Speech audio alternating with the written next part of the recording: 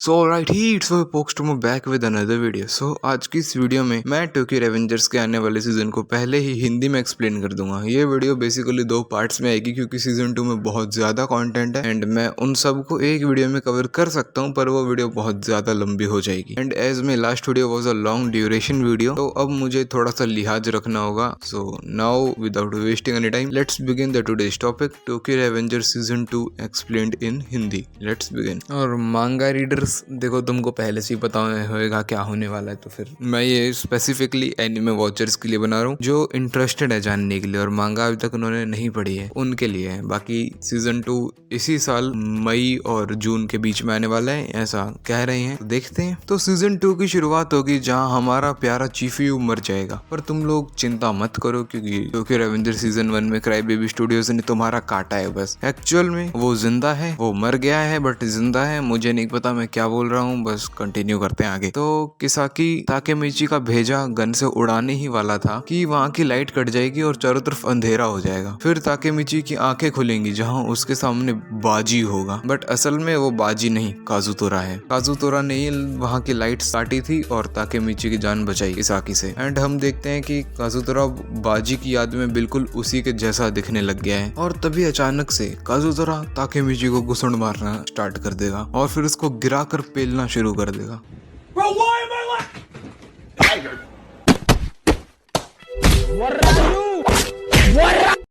फिर ताकेमिची को अच्छा खासा धोने के बाद वो बोलेगा कि मैं कुछ लोगों को देखा था जो एक लड़की को ऐसे ही मार रहे थे। तो मन वुमेन एब्यूज वाली ऑर्गेनाइजेशन कब से बन गई, क्योंकि वो जो लोग थे वो तोमान के मेंबर्स थे and S Takemichi top admin था तोमान का, इसलिए वो उसको इतना पीट रहा था क्योंकि वो ना हो ताकेमिची ने ये सब करने की परमिशन दी होगी। फिर काजुतोरा बोलता है कि उसको कद्दू कुछ फर्क नहीं पड़ता कि ताकेमिची मर जाए, वो वहां पर तो चीफुयू को बचाने गया था बट वो लेट हो गया क्योंकि चीफुयू ही था जो काजुतोरा के जेल से रिलीज होने के साथ ही उससे मिलने और कार में राइड देने गया था। पर फिर वो अपना गुस्सा दिखाता है क्योंकि तोमान अब वो गैंग नहीं रही जो हमारा माइकी चाहता था। ये तो एक क्रिमिनल ऑर्गेनाइजेशन बन गई है और बहुत ज्यादा खतरनाक होती जा रही है। ताकेमिची को पता लगता है कि चीफुयू तोमान को अकेले बचाने की कोशिश कर रहा था, इसमें उसका साथ काजुतोरा दे रहा था क्योंकि ताकेमिची इस टाइम पीरियड में बहुत गलत आदमी बन चुका था और चीफुयू को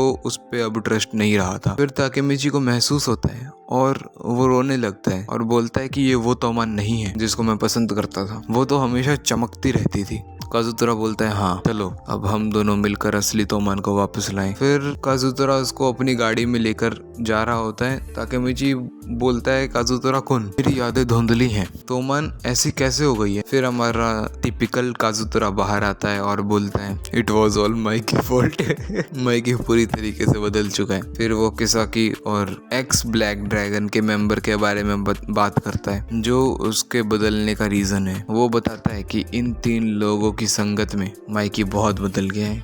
उसने पेयान और पाचिन को मरवा दिया अपने ऑर्डर्स पे, ड्राकेन डेथ रो पे चला गया है और मित्सुया मिसिंग हो गया है। वो इतना ज्यादा ईविल हो चुका है कि अब वो अपने दोस्तों को भी नहीं बख्श रहा है। चीफुयू थोड़ा सा ही दूर था किसाकी को हरा देने से, जिसको सुनकर ताकेमिची शौक हो गया कि वो किसाकी जैसे बंदे को भी ऑलमोस्ट हरा चुका था, बट वो किसाकी के हाथों मारा गया। और फिर वो नारुतो और चीफुयू के बीच में जो चल रहा था किसाकी और इस तोमान को सही करने के लिए, उसके बारे में काजुतोरा ताकेमिची को बताता है। वो ताकेमिची को नारुतो के पास लेकर जाता है। ताकेमिची नारुतो को देखकर बहुत खुश होता है, पर अचानक से ताकेमिची को नारुतो अरेस्ट कर लेता है और फिर वो कुछ ऐसी चीजें उसको दिखाता है जो प्रेजेंट के ताकेमिची ने किया जब रियल ताकेमिची पास्ट में था। एंड फिर उसको पता लगता है कि ताकेमिची ने ही हिनाटा को मरवाया था अंडर किसाकी ऑर्डर और मैनिपुलेशन जो कह सको। और ताकेमिची खुद भी महसूस करने लगता है कि उस टाइम लीप जब वो कर रहा था तो इतना ज्यादा ईवल बन चुका था वो इस टाइम तक, बट वो ताकेमिची पर अभी भी ट्रस्ट कर रहा था। वो बोलता है कि हो सकता है हिनाटा की डेथ किसाकी ने तुमसे जानबूझ के करवाई हो, वो जरूर ही ऑब्सेस्ड है तुमसे और मेरी बहन से। और फिर वो बोलता है कि यही समय, सही टाइम, एक बार फिर से पास्ट में जाके सब सही करने की कोशिश करने का। और ताकेमिची दोबारा टाइम लीप करता है जहाँ वो हिनाटा के साथ बॉलिंग खेल रहा होता है। वहाँ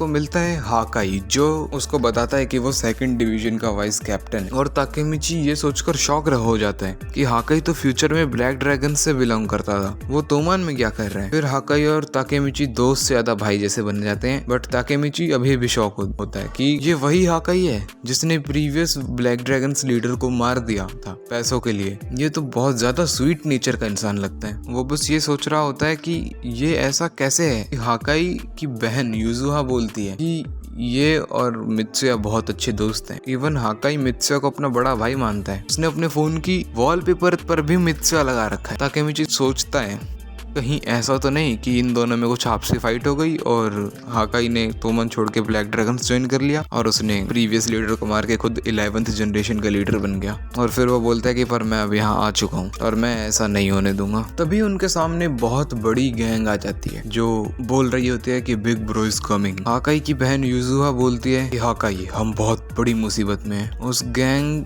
ने बीडी लिख रखा होता अपने कोट के पीछे और फिर वहाँ वही बंदा आता है जो फ्यूचर में था एक्स ब्लैक ड्रैगन्स वॉलेट कोकोनोई हाजी में। और उसके साथ आता है वहाँ इनोपी या फिर इनोई जिसको कहते हैं। और ताकेमिची समझ जाता है कि ये गैंग और कोई नहीं ब्लैक ड्रैगन्स है जिससे वो घिर चुका है। कोकोनोई बोलता है ताकेमिची की तरफ देखकर कि ये बेवकूफ कौन है। ब्लैक ड्रैगन्स के बाकी मेंबर्स बोलते हैं कि ये तो तोमन का 1st डिवीजन कैप्टन है ताकेमिची। और कोकोनोई बोलता है कि अब तुम यहाँ से जिंदा बच के नहीं जा पाओगे ताकेमिची, या फिर मैं बोलूँ 1st division captain of तोमान। Takemichi बहुत घबरा जाता है और सोचता है कि क्या वो यहाँ सच में मरने वाला है, क्योंकि ब्लैक ड्रैगन्स करंटली अपने 10th लीडर के अंडर थी एंड 10th जनरेशन अब तक की सबसे खतरनाक और स्ट्रॉन्ग जनरेशन थी। एंड वो 10th जनरेशन के लिए कोई बड़ी बात नहीं थी कि ताकेमिची को जान से मारकर ठिकाने लगवा दें, क्योंकि वो एक क्रिमिनल ऑर्गेनाइजेशन बन चुकी थी। हाकाई बीच में आता है और बोलता है कि ये मेरा दोस्त है, खबरदार किसी ने इसको हाथ लगाया। बट बाकी मेंबर्स रिवॉल्ट करके बोलते हैं कि हम तुम्हारे ऑर्डर्स नहीं लेते हाकाई। और हाकाई उसके मुंह पर एक घुसड़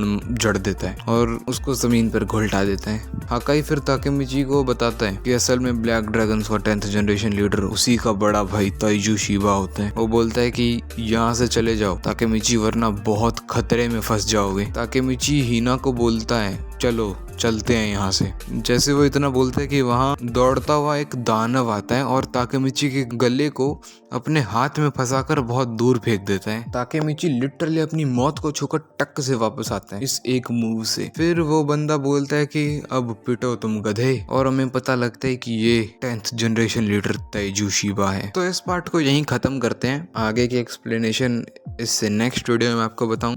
ये वीडियो लंबी हो चुकी होगी आई नो, बट होपफुली अब तुमको पता चल रहा होगा कि क्या होने वाला है सीजन 2 में। क्या लगता है ताकेमिची यहाँ मर जाएगा या फिर ड्राकेन और माइकी उसको बचाने आ जाएंगे? जानने के लिए सब्सक्राइब कर दो, बेल आइकन को ऑल पे क्लिक कर दो ताकि टोक्यो रेवेंजर्स से रिलेटेड कंटेंट मिस ना कर दो। पता नहीं कर दो कहाँ से आ रहा है बीच में बार बार। मैं चलता हूँ नेक्स्ट वीडियो बनाने। Bye bye.